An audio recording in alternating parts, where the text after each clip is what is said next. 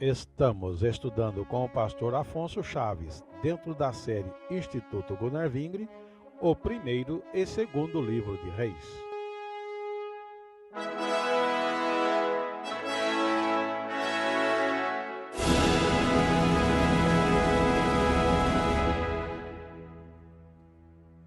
Voltando ao nosso estudo no livro de Reis, segundo Reis, capítulo 17, nos encontramos na época em que estavam reinando em Judá Acás, um rei muito ruim, idólatra, e sempre, ainda que no ministério de Isaías, que operava maravilhas no meio do povo de Judá, Acás era idólatra e sempre se aprofundando mais na idolatria, afastando-se de contínuo de Deus.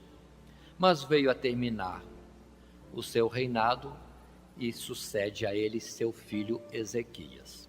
Mas agora, no reino de Israel, capital em Samaria, nos tempos de Acás, reinava Peca, que dele pouco se fala nas Sagradas Escrituras em 2 Reis, senão que era um rei que fez o que era mal aos olhos do Senhor Deus, continuando na idolatria dos bezerros de Dan e de Betel, pelo que também passou seu tempo reprovado por Deus. Veio a ser morto por Oséias, e assim nos voltamos agora ao estudo de 2 Reis, capítulo 17, quando Oséias vem reinar. E a palavra no capítulo 17, verso 1, faz menção para nós que Oséias reina, e reina em Samaria apenas 9 anos, e é o último rei em Samaria sobre as 10 tribos de Israel. Verso 2 do capítulo 17 diz: e fez o que era mal aos olhos do Senhor, contudo, não como os reis de Israel que foram antes dele, mas fez o que era mal aos olhos do Senhor. E o verso 3 diz: contra ele subiu Salmaneser, rei da Assíria, e Oséias ficou sendo servo dele e dava-lhe presentes. Porém o rei da Assíria achou em Oséias conspiração, porque enviara mensageiros a So, rei do Egito, e não pagava presente ao rei da Assíria cada ano, como dantes. Então o rei da Assíria o encerrou e aprisionou na casa do cárcere. Aí continua.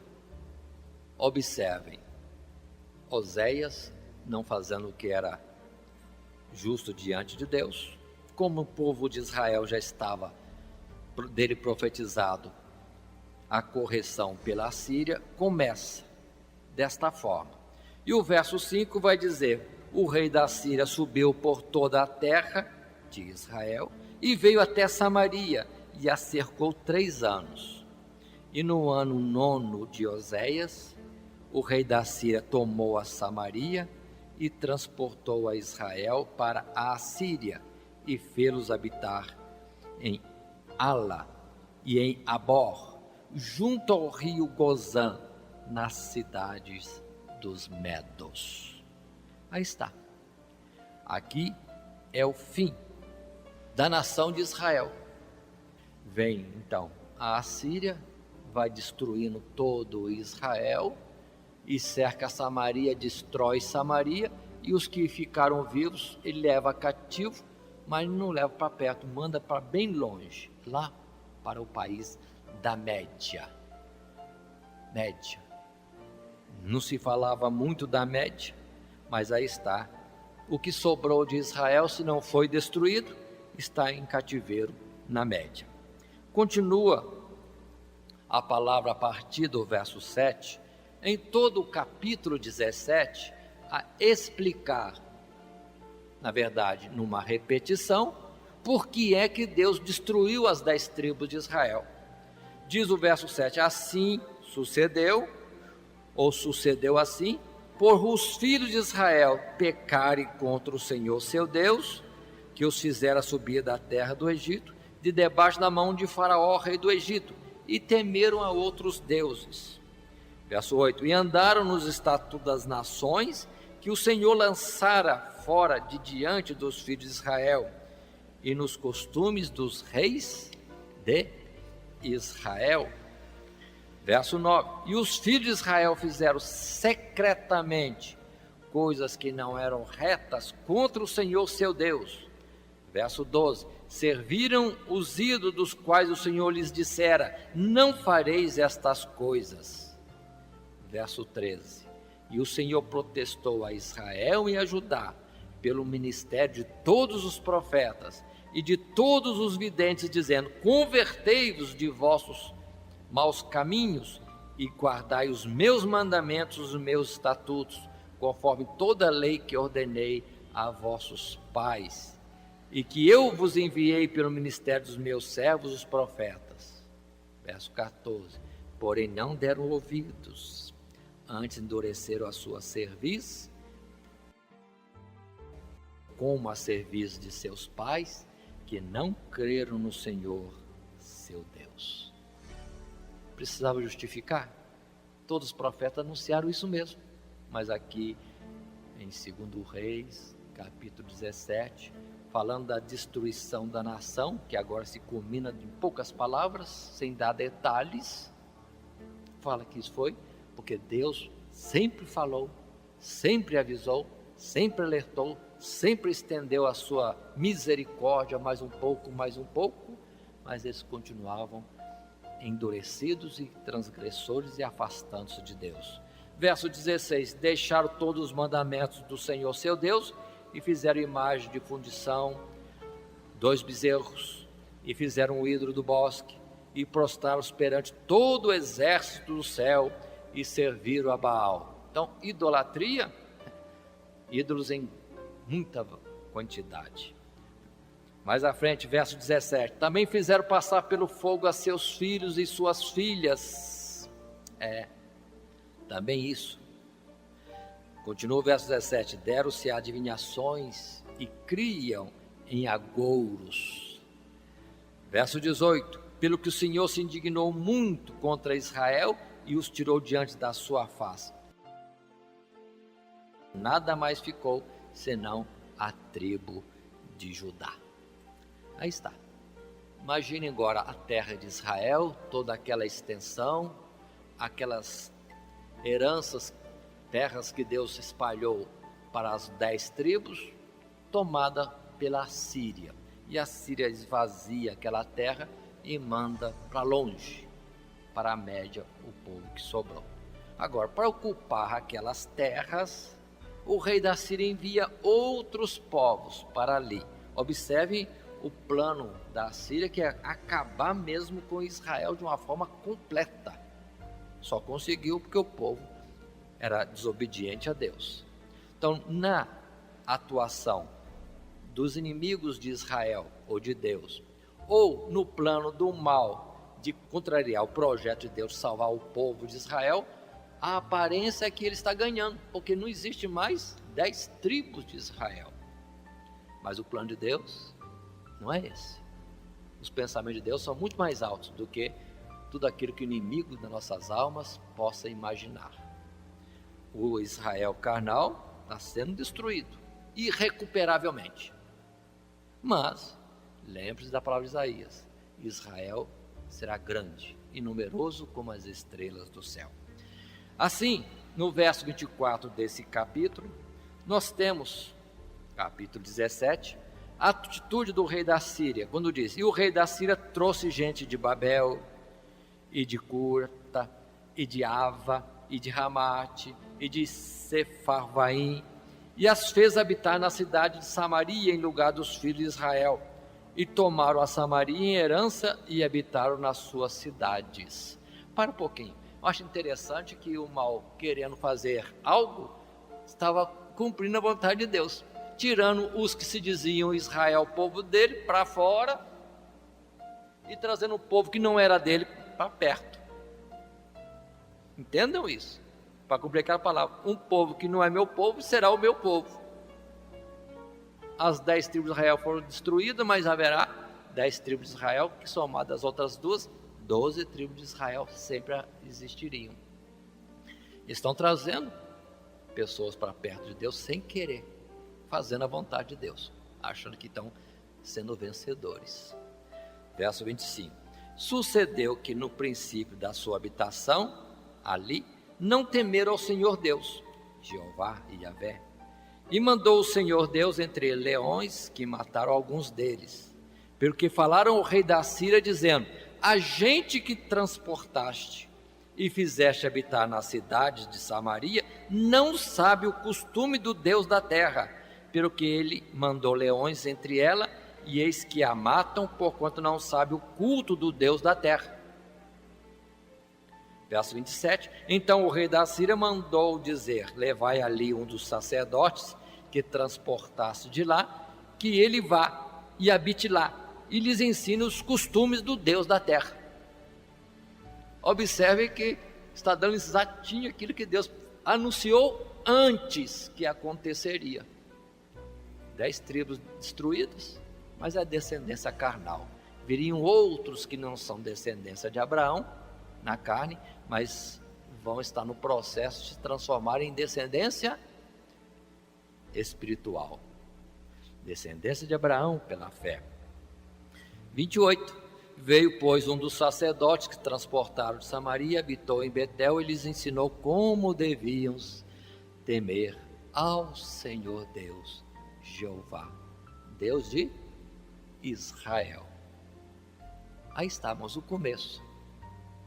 Na verdade, o verso 29 diz que cada nação fazia os seus deuses, puseram nas casas dos altos, que espalharam, que construíram, e ali serviam aos seus deuses e temiam o Senhor. Observe o verso 32. Assim temiam ao Senhor, e dos mais humildes se fizeram sacerdotes dos lugares altos, os quais exerciam o ministério nas casas dos lugares altos.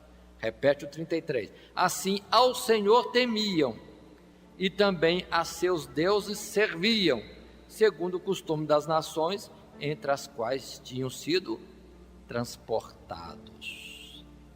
Atenção, aqui é que tem a origem daquele povo chamado samaritanos.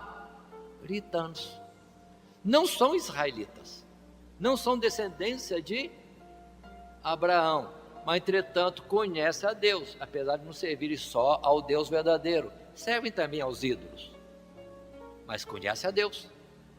É daí que vem aquele povo que está em Samaria, povo que foi visitado por Jesus, e que depois os apóstolos também estiveram evangelizando, samaritanos, na figura bonita da mulher de Samaria, que esperava o Messias.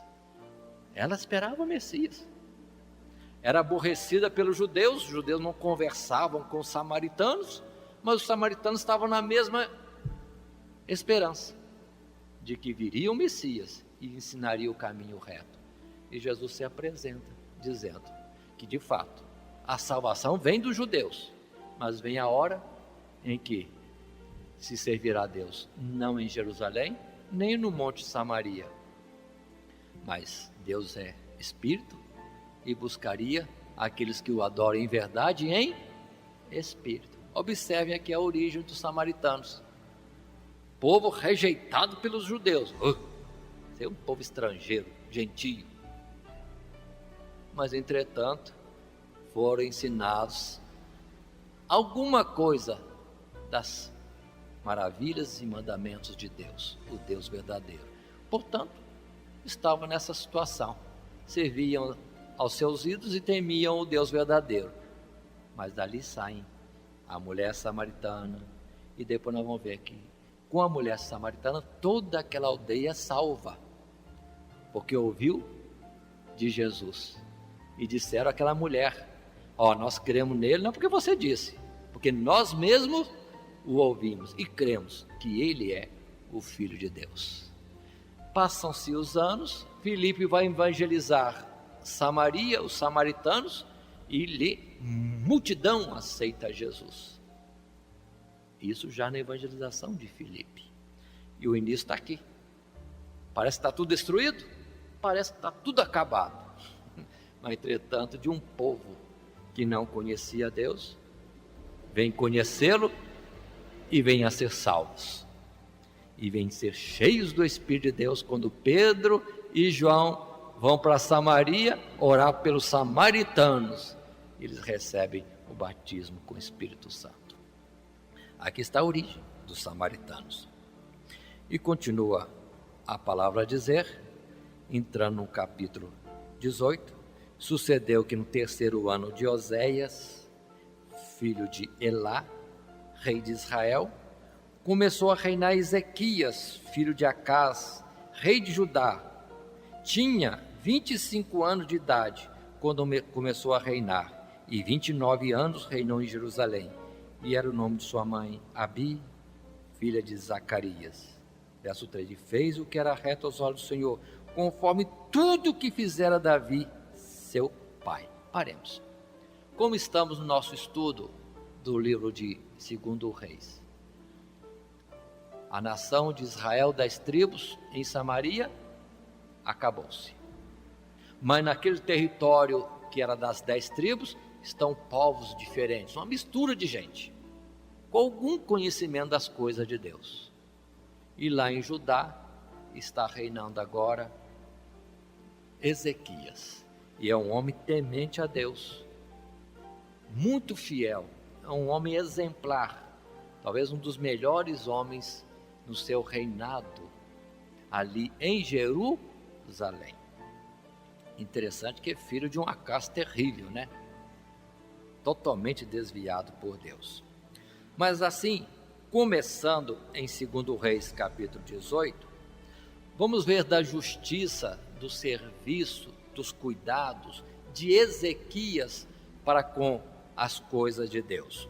Verso 4 diz, este tirou os altos, lugar de idolatria, e quebrou as estátuas, e deitou abaixo os bosques, e fez em pedaços a serpente de metal que Moisés fizera, porquanto até aquele dia os filhos de Israel lhe queimavam incenso e lhe chamavam Neustã.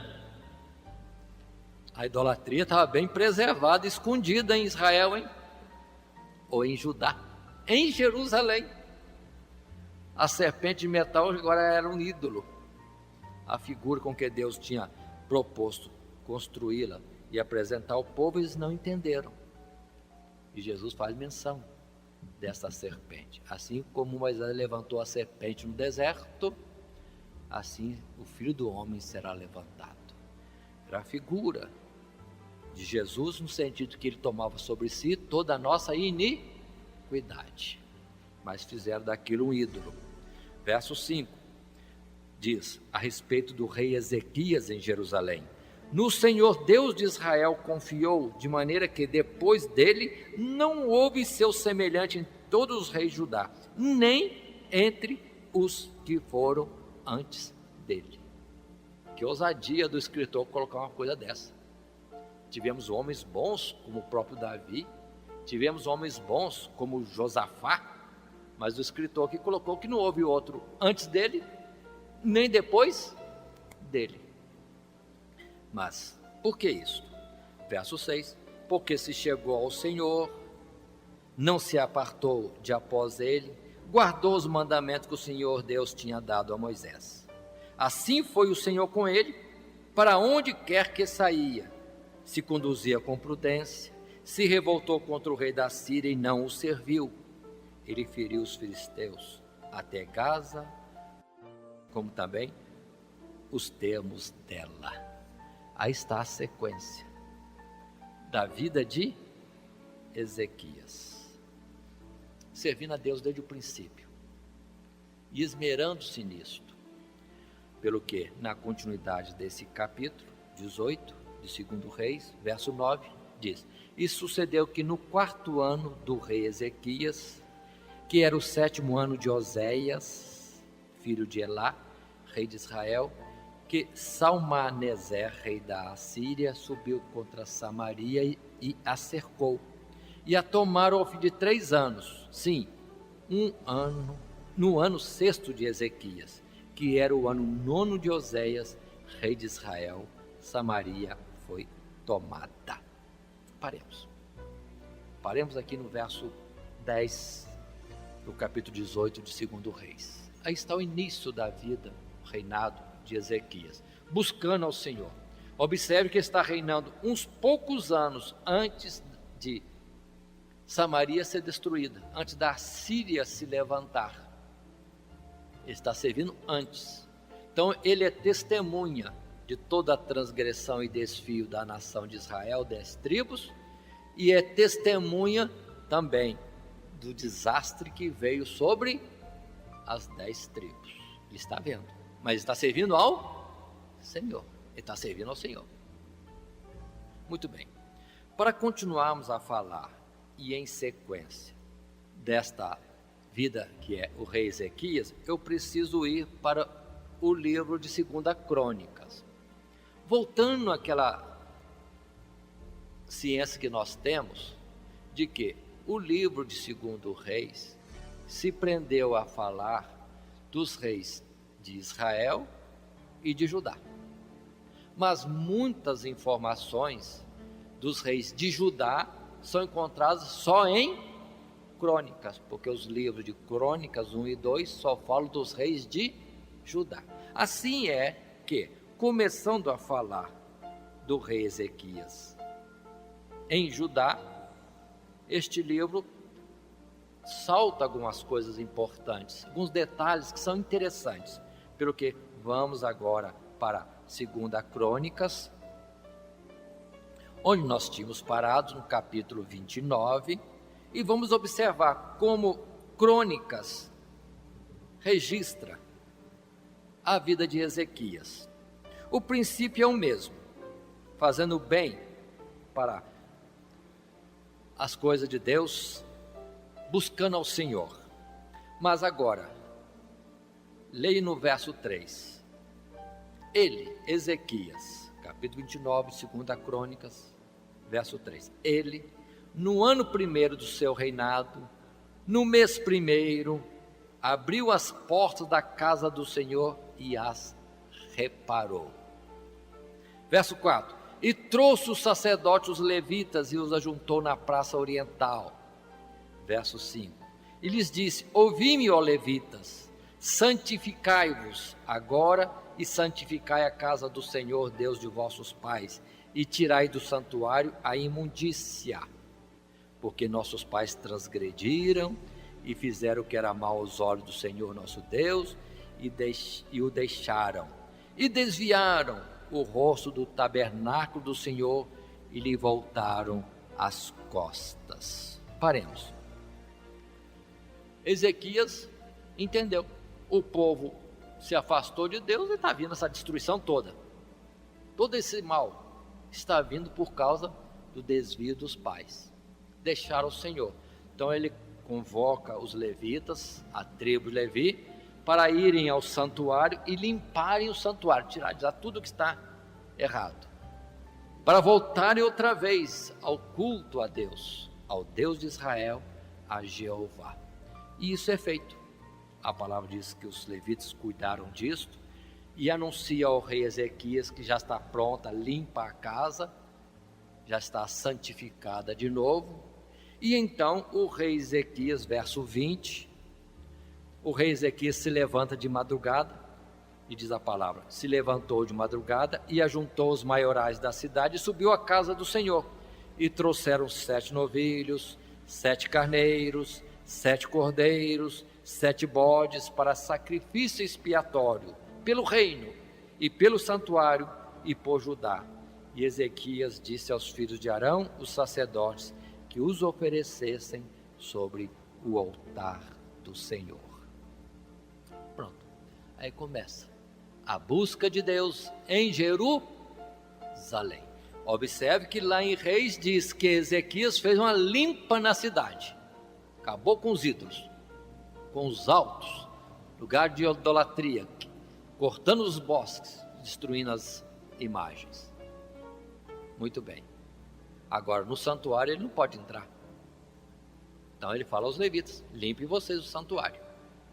E o santuário é limpo, é santificado a Deus. E agora começa o cotidiano de buscar a Deus, sendo o rei Ezequias o primeiro e convocando com ele todo o povo. O verso 28 vai dizer: e toda a congregação se prostrou quando cantavam canto e as trombetas tocavam, tudo isso até o holocausto se acabar. Começa uma vida de novo, daquele tempo ainda do rei Davi.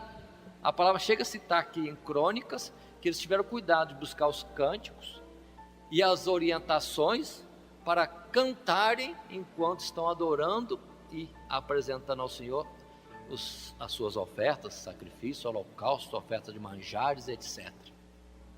Então está voltando ao culto a Deus de uma forma, vamos dizer assim, nacional e com muita alegria no meio do povo.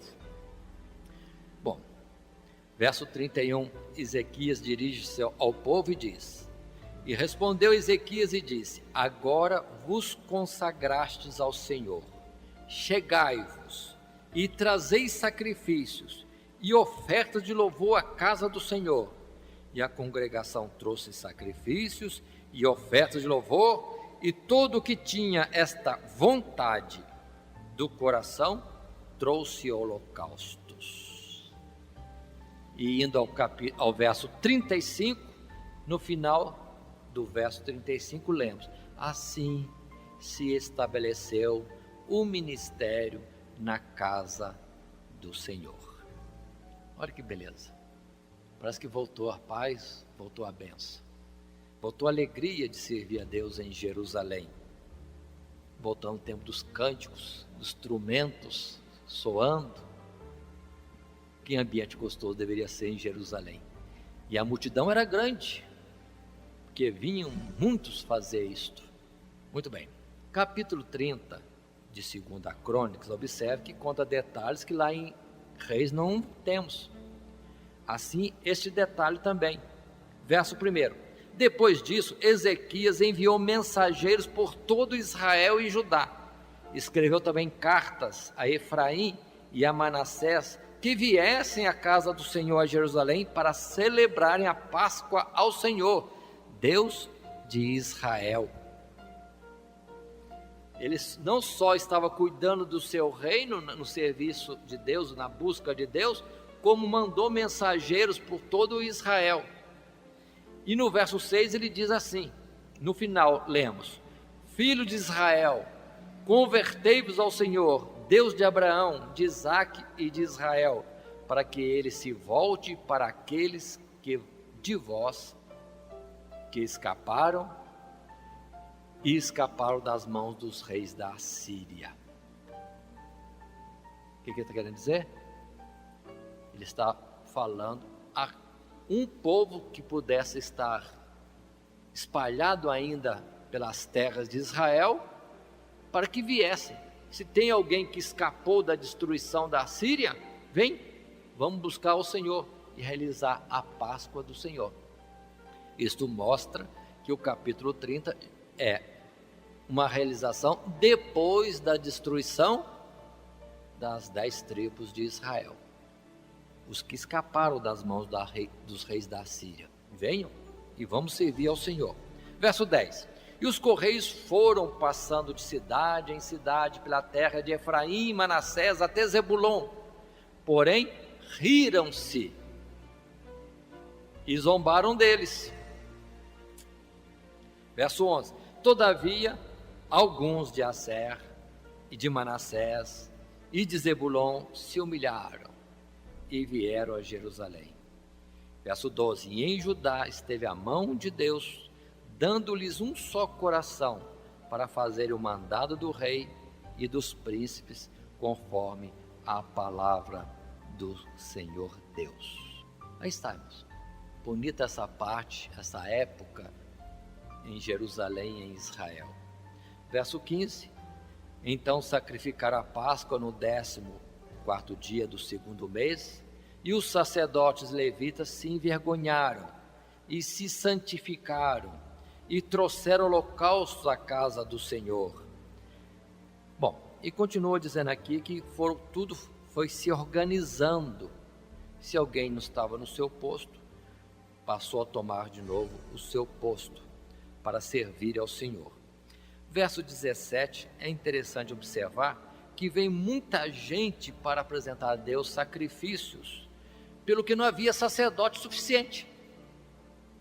Então os levitas, que eram só para ajudar em algumas coisas, estão também no ofício sacerdotal.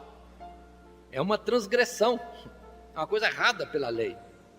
Mas eles clamam a Deus: Senhor, tem misericórdia.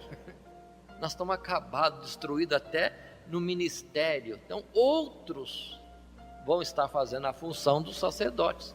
E o Senhor receba a prontidão do coração do povo. Então o povo não estava correto em todas as atitudes, mas o que fazer? Não tinha como. E Deus perdoou, aceitou as ofertas do povo daquele jeito, ainda que não preciso conforme a lei. E continua a palavra, verso 18. A palavra diz: porque uma multidão do povo, muitos de Efraim, Manassés, Issacar e Zebulon, se não tinham purificado, e contudo comeram a Páscoa, não como está escrito. Porém Ezequias orou por eles, dizendo: o Senhor Deus, que é bom, faça a reconciliação com aquele que tem preparado o coração para buscar o Senhor Deus, o Deus de seus pais, ainda que não esteja purificado segundo a purificação do santuário. E ouviu o Senhor Deus a Ezequias, verso 20, e sarou o povo. Não só faltavam sacerdotes, mas o povo também que veio para a Páscoa não estava limpo, conforme a lei. Então, duas coisas erradas: no ministério sacerdotal e no povo que não estava purificado. Mas o que fazer? Observem o aspecto da fé, acima da lei, a graça de Deus, indo de encontro à miséria do povo. Deus aceitou, perdoou a transgressão do povo, curou o povo. Não é da enfermidade física, é da enfermidade espiritual. Deus aceitou, apesar de tudo. E continua a palavra dizendo que ficaram tão alegres que acharam por bem fazer mais 7 dias de festa. Então foi festa por muitos dias em Jerusalém, o povo cultuando, adorando, servindo a Deus. E isso tudo está no capítulo que temos aqui, o capítulo 30. Muito bem, nós vamos interromper neste ponto o nosso estudo, para darmos continuidade mais à frente, retornando ao capítulo 31 de 2 Crônicas. Lembrando que, simultaneamente ou alternadamente, estaremos estudando também o livro de 2 Reis, a partir do capítulo 18, onde temos interrompido anteriormente. Que Deus assim nos abençoe em Cristo Jesus. Amém.